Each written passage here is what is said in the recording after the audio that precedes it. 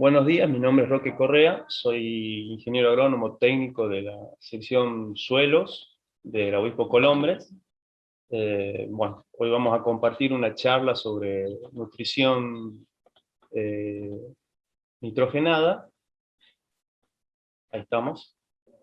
La idea es refrescar conocimientos sobre la técnica que se tiene. Bueno, la primera placa que le quiero compartir es un balance del nitrógeno, lo que se produce en el suelo con el nitrógeno. Como a modo introductorio podremos decir que el nitrógeno es el nutriente más determinante en cuanto al rendimiento y comportamiento del cultivo, su comportamiento productivo más que nada, y tenemos dentro de las fuentes de nitrógeno, en este breve balance que tenemos esquematizado en pantalla, tenemos como fuentes el suelo, tenemos el nitrógeno proveniente de la fertilización, la mineralización de la materia orgánica del suelo. La materia orgánica es muy importante en este sentido, deposiciones atmosféricas, situaciones no simbióticas, el contenido de nitrógeno disponible remanente de la campaña anterior. De esto la planta toma y absorbe y particiona en brotes vegetativos, en fruta, en raíces fibrosas, y por otro lado, el árbol cítrico tiene la capacidad de almacenar mucho nitrógeno en hojas, que es una fracción del cual el árbol puede disponer rápidamente, y también en tallos, en tejido leñoso. De este nitrógeno que absorbe, parte puede volver al suelo mediante la práctica de la poda y el triturado, o sea que vuelve a la materia orgánica del suelo para poder ser removilizada, y parte es exportado como cosecha, que es a donde se apunta a reponer para apuntalar la producción. Parte del nitrógeno que tenemos en el suelo también se puede perder o quedar disponible para la campaña siguiente. Y las pérdidas más grandes normalmente son pérdidas gaseosas, la volatilización por amoníaco, y lavados de nitrógeno, principalmente en forma de nitrato, por debajo de la zona de absorción radicular. Muestro esta placa para indicar que no solo el nitrógeno que nosotros aportamos como fertilización es el que usa la planta, también tenemos hasta 90 kilos de nitrógeno por hectárea que puede ser aportado por la materia orgánica del suelo. Bueno, dentro de las funciones que tenemos el nitrógeno, esto lo podemos pasar rápido, tenemos formación de aminoácidos. Esos aminoácidos se traducen en proteínas que pueden ser estructurales, funcionales y metabólicas, en el caso de las enzimas que dan todo el metabolismo de la planta, lo tenemos en ácidos nucleicos y es un componente importante de la clorofila, esto es muy importante. La forma en que la planta toma del suelo siempre es a través de la solución del suelo, siempre tiene que movilizarse a través del medio, el medio es el agua, la forma en que lo toma es como nitrato o como amonio, se mueven por flujo masal, o sea, con el agua a medida que el agua es tomada por la planta, o también por difusión, que es a través de un gradiente de concentración. En el caso del nitrato, se mueve mayormente por flujo masal. En el caso del amonio, puede ser absorbida por la fracción coloidal del suelo, quedando medianamente disponible para la planta. La planta puede, a su vez, después tomarlo a ese amonio que queda en el suelo. Bueno, como síntoma de deficiencia habíamos dicho que el nitrógeno puede ser almacenado en hojas y removilizado desde las hojas más viejas hacia las hojas más nuevas. O sea que los síntomas de deficiencia, cuando eso ocurren en las hojas más viejas dentro del mismo brote, y como dijimos, forma parte de la clorofila. El principal síntoma es la clorosis.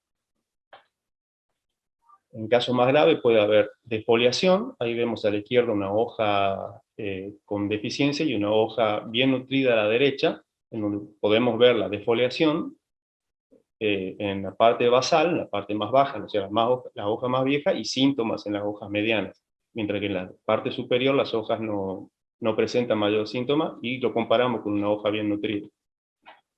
Este es el caso de un árbol con una severa deficiencia de nitrógeno, en donde vemos ese mismo comportamiento en las ramas, donde hemos tenido pérdida de hoja, y en el caso de esta fuerte deficiencia, ese árbol, por ejemplo, no produjo nada ese año. Bueno, pasando a lo que es la práctica de la fertilización, tenemos la dosificación. La dosis depende principalmente de tres factores: la edad del árbol. A medida que un árbol va creciendo, desde que se planta hasta que se estabiliza la producción, va incrementando las necesidades de nitrógeno. Por otro lado, tiene una capacidad productiva propia, genotipo, y además de su interacción con las condiciones edafoclimáticas. Esto hace que la capacidad de producción de un árbol no sea constante a lo largo del año, o sea que la dosis o lo que necesita nitrógeno tampoco lo es. Por otro lado, esas mismas condiciones influyen en la capacidad que tiene el suelo y el medio de brindarle nitrógeno. Entonces, con esta variabilidad se hace difícil determinar una dosis óptima de lo que la planta necesita año a año. Entonces, lo que normalmente se hace, son ensayos de larga duración, en donde se calibra una dosis que cubriría la mayor parte del tiempo, la mayor parte de los años, la necesidad de la planta. Un año puede que le demos de más, otro año puede que le demos de menos. Acá hay un ejemplo de una de estos ensayos de larga duración que se hizo acá en Tucumán, en donde el caso de Génova es un ensayo duró 6 años, Lisboa es un ensayo de 9 años, se probaron 4 dosis, de un testigo sin aplicar, 40 gramos planta año, 80 y 120, y se estableció que la dosis adecuada en este caso es una dosis de 80 gramos planta año, debido a que no tiene diferencias significativas con una dosis mayor. Entonces, pasando limpio, tenemos que la dosificación en árboles jóvenes, a través de estas experiencias se ha determinado que los aportes de 100 gramos de nitrógeno planta año son las adecuadas hasta estabilizar el crecimiento y la producción. Entonces, eso significa que a medida que va pasando, a partir del primer año de vida de la planta, a medida que va pasando el tiempo, vamos incrementando año a año 100 gramos a la dosis de nitrógeno. Estoy hablando de gramos de nitrógeno, no de fertilizante. Eso después, según la fuente nitrogenada que se use, debe ser transformado en fertilizante por planta. En el caso de los árboles adultos, ya se estabiliza esa producción, se estabiliza el crecimiento vegetativo, y las dosis ahí van de 80 a 90 gramos planta año. Si estabilizamos a los 10 años, significa que estamos entregando ya de forma constante entre 800 y 900 gramos de nitrógeno por planta. Eso estamos hablando, pasándolo a kilogramos de nitrógeno por hectárea, de 250 a 260 kilos de nitrógeno por hectárea. Esos 80, 90 están normalmente planteados a un marco de plantación de 8x4. En el caso de tener otros marcos, 8x5, o marcos menores, lo que se debe hacer es dividir la cantidad de kilos por hectárea de nitrógeno que se emplean, de la dosis que uno estaría usando, en la cantidad de plantas que tengo por hectárea. El uso de una mayor, 80 o 90, va a depender de las condiciones propias que tengamos en el predio, presencia de de suelos muy fáciles de lavar, donde podamos tener más pérdida, entonces necesitemos agregar más cantidad de nitrógeno. En el caso de los portainjertos semianalizantes, se realizaron experiencias en el medio que determinaron que un aporte de 50 gramos de nitrógeno planta años, aproximadamente 275 kilos de nitrógeno por hectárea, serían los adecuados. Esto es un ensayo que se realizó sobre Flying Dragon, en donde se vio que no había diferencias significativas entre usar 50, 75 o 100 gramos de nitrógeno planta años versus 25, que es de menor rendimiento. Entonces se concluye en una dosis de 50 gramos planta año. Y bueno, en el caso del fertirriego, ahí lo que estamos haciendo es aportar el nitrógeno u otro fertilizante a través del agua de riego. De esa manera estamos aportando el nutriente y el vehículo por el cual la planta lo tomaría o mediante el cual el nutriente se transformaría en el suelo para poder estar en una forma disponible. Todo eso se traduce en que tenemos un aumento en la eficiencia del uso del nitrógeno. La eficiencia del uso del nitrógeno es la cantidad o la producción que obtenemos por unidad de nitrógeno. Eso nos permite tener saltos en la producción, tener mayor producción. Y si vemos un ensayo que se realizó en el departamento Alberdi, tenemos en las 3 barras de la izquierda, secano, por 3 condiciones de secano, perdón, por 3 dosificaciones, 70, 90 y 110 gramos planta años. En el medio tenemos goteo, y a la derecha tenemos microaspersión. Y vemos que la dosis que mejor resultó fue la de 70 gramos planta año, tanto en microaspersión como en goteo. Eso nos permite inferir que podemos hacer una reducción de un cierto porcentaje de la dosis que normalmente entregamos de nitrógeno en condiciones de secano, sin resentir e inclusive aumentar la producción. Otros ensayos hechos en el medio en naranjo, el anterior, perdón, era en limonero, otros ensayos hechos en naranjo compararon 60 versus 80 y tampoco encontraron diferencias significativas, por lo que se concluye que una reducción de 20% en la dosis de nitrógeno sería adecuada para estos usos. Y bueno, todas las dosis que seleccionemos, o que estemos usando, tienen que ser estudiadas y refrendadas se recomienda cada 3-4 años, mediante estudio del estado nutricional de las plantas. Tenemos que ver de qué manera estos tratamientos, estos aportes que estamos haciendo se equilibran en la planta, y mediante análisis foliares podemos comparar los contenidos que estemos sacando dentro de nuestra plantación con contenidos patrones que fueron estudiados para la obtención de máximo rendimiento, o sea, los contenidos patrones que se sabe que son en los que las plantas funcionan y poseen y expresan el mayor rendimiento. Entonces, te podemos comparar lo que tenemos, si es que estamos excedidos en la cantidad o nos falta para llegar a esa cantidad, y de esa manera poder equilibrar, aumentar o disminuir nuestras dosis para alcanzar esos patrones. Bueno, dentro de lo que es más la práctica nitrogenada, tenemos momentos de aplicaciones. El momento adecuado para aplicarlo es el de la máxima demanda. Tenemos que la máxima demanda es en la floración, la brotación, el cuaje de frutos. Eso es de agosto aproximadamente hasta octubre. Tenemos que el fraccionamiento de la dosis en árboles jóvenes, por tener poca biomasa y poca floración radicular, la dosis que nosotros estemos planteando conviene repartirla por lo menos en 4 veces, 3 a 4 veces, desde junio a noviembre.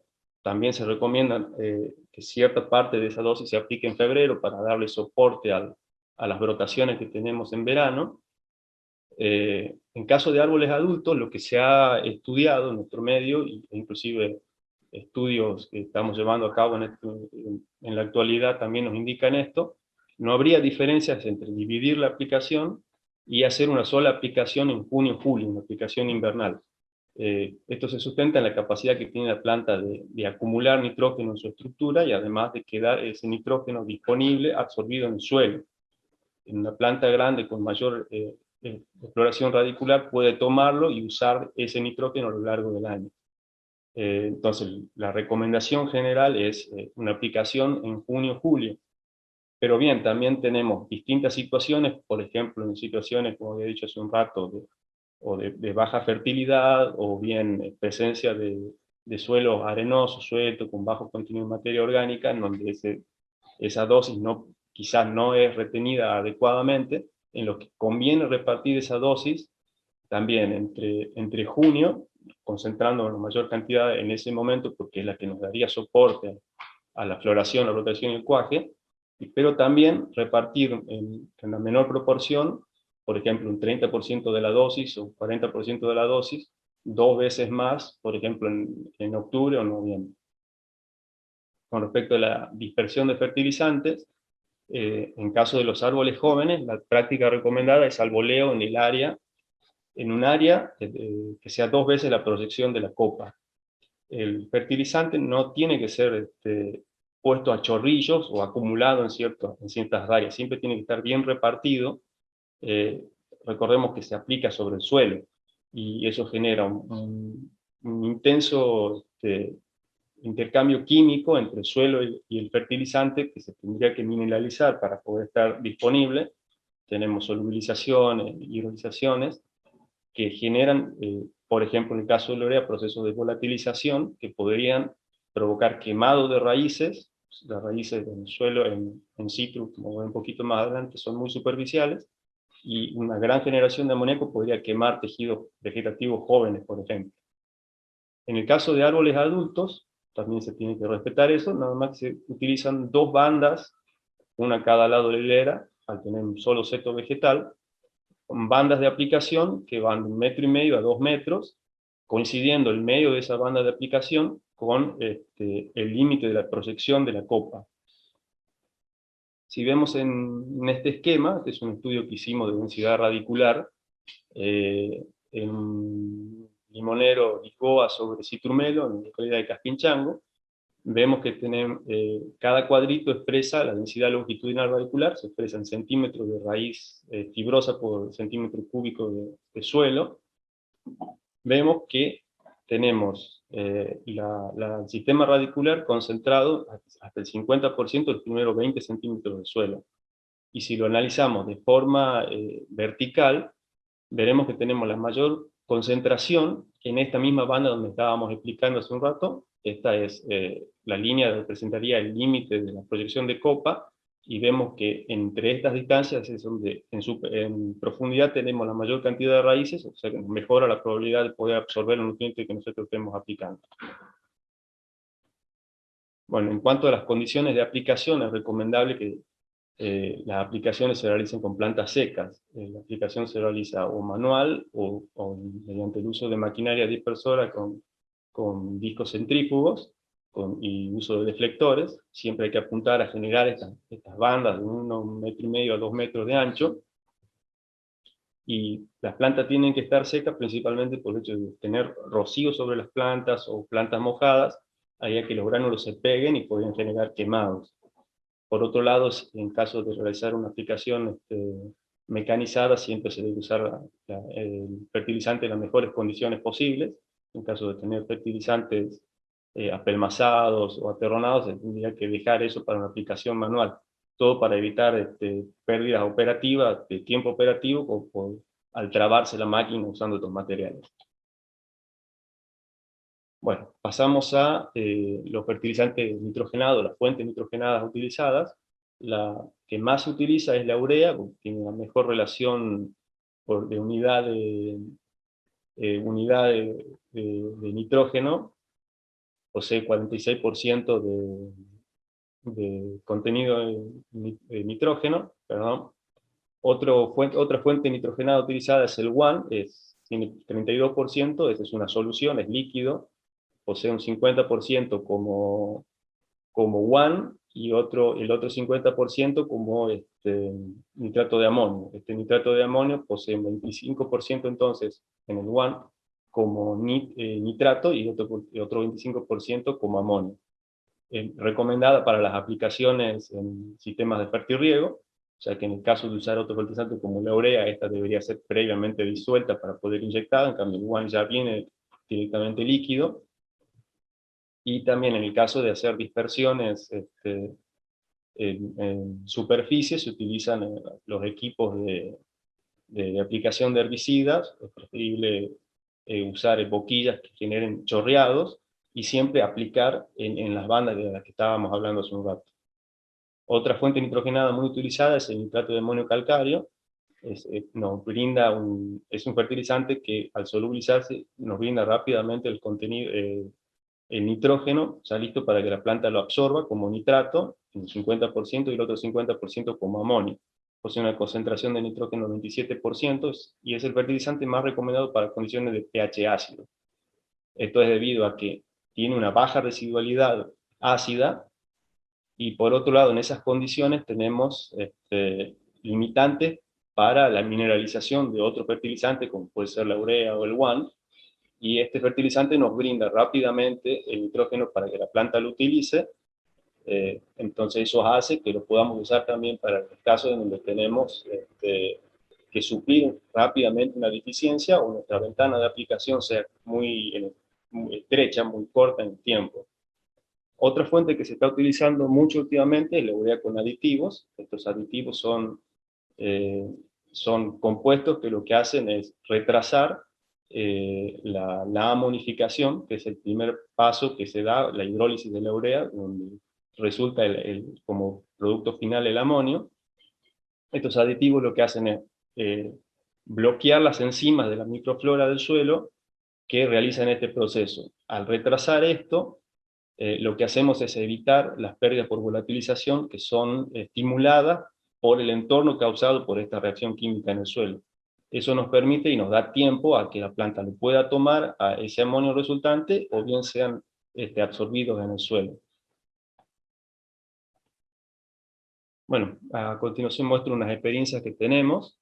En este caso es un ensayo que hicimos con fuentes nitrogenadas a una dosis de 300 kilos de nitrógeno por hectárea. Aquí estoy mostrando las pérdidas de volatilización que poseen la urea, el WAN y el nitrato de amonio calcáreo, que fueron las fuentes que estuvimos probando. Esto es a lo largo de 3 campañas. Tenemos que la urea, por lo general, posee unas pérdidas, si bien varían según las condiciones y temperatura y humedad, de aproximadamente un 30 al 35%, mientras que el WAN posee unas pérdidas proporcionales a la mitad de la del urea, y el nitrato de amonio calcáreo posee unas pérdidas muy bajas, cercanas al 1,5%, que no se diferencian en términos absolutos con las emisiones de amoníaco que posee el suelo sin ser fertilizado. Ahora bien, esto nos indicaría que tenemos más nitrógeno que puede ser aprovechado por la planta en el caso del nitrato de amonio calcáreo. Sin embargo, al estudiar los rendimientos, vemos que no hay diferencias significativas en el caso del uso de la urea, el nitrato de amonio calcáreo y el WAM. Esto nos da para entender que existen diferencias en cuanto al aprovechamiento por parte de la planta y la fisiología que posee al absorber el nitrógeno como forma nítrica o como forma de amonio. Esta es una experiencia que se hizo en Brasil, en Naranja, en donde se usó la urea y el nitrato de amonio, no el nitrato de amonio calcáreo, es el nitrato de amonio solamente, no posee el agregado de calcio y tiene una volatilización que corresponde al 50% de la urea. En este caso se probó 4 dosis de fertilización con estas dos fuentes, y esquemáticamente podemos ver la producción y las curvas de rendimiento que se generaron en estas 4 fuentes, y vemos que tampoco hubo diferencias en el caso del uso de urea o el nitrato de amonio para ninguna de las dosis empleadas. Esa experiencia se está replicando en esta provincia con Limonero, y tenemos un comportamiento similar en el caso de la urea y el nitrato de amonio calcáreo. Acá estoy mostrando los resultados. Estos son resultados parciales de un ensayo que se encuentra en progreso. Estamos teniendo unos resultados similares.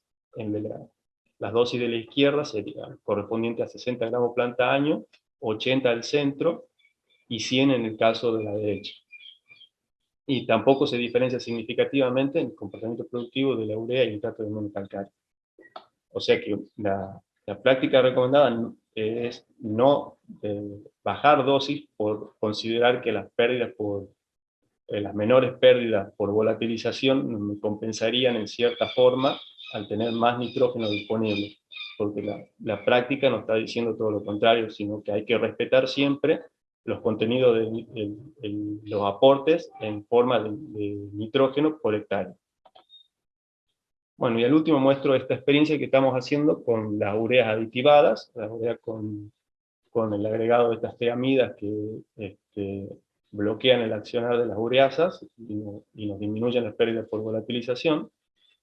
Aquí estamos mostrando, en este ensayo probamos solamente las pérdidas por volatilización de la urea y la urea más estos inhibidores en dos modalidades de aplicación, una aplicación única en julio y otra dividida un 50% en junio, un 25% en octubre y un 25% en diciembre.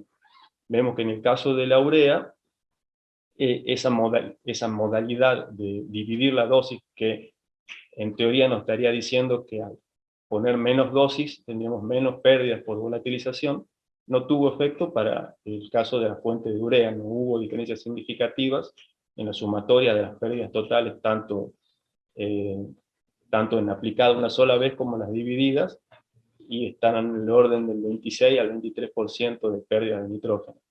En el caso de las ureas aditivadas, una sola dosis aplicada en junio, una sola aplicación, perdón, sí se diferenció significativamente de las dos modalidades usadas en urea, y el que mejor comportamiento tuvo fue la modalidad de dividir la dosis, en el caso de la urea con inhibidor, en donde se dividió la dosis en estas tres partes, y se obtuvo diferencias significativas con respecto inclusive a la urea aplicada en una sola dosis, en una sola vez, perdón.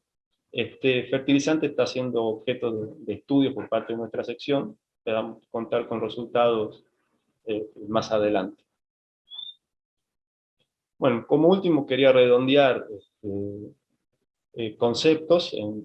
Normalmente se define la fertilidad edáfica como la aptitud para entregar nutrientes, se la suele dividir en fertilidad química, física y biológica.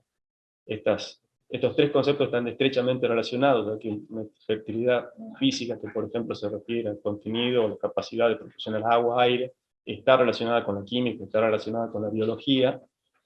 La biología es la que nos permite mineralizar, por ejemplo, los nutrientes o los mismos aportes de fertilizante que nosotros hacemos, por lo cual no se puede diferenciar una cosa de la otra.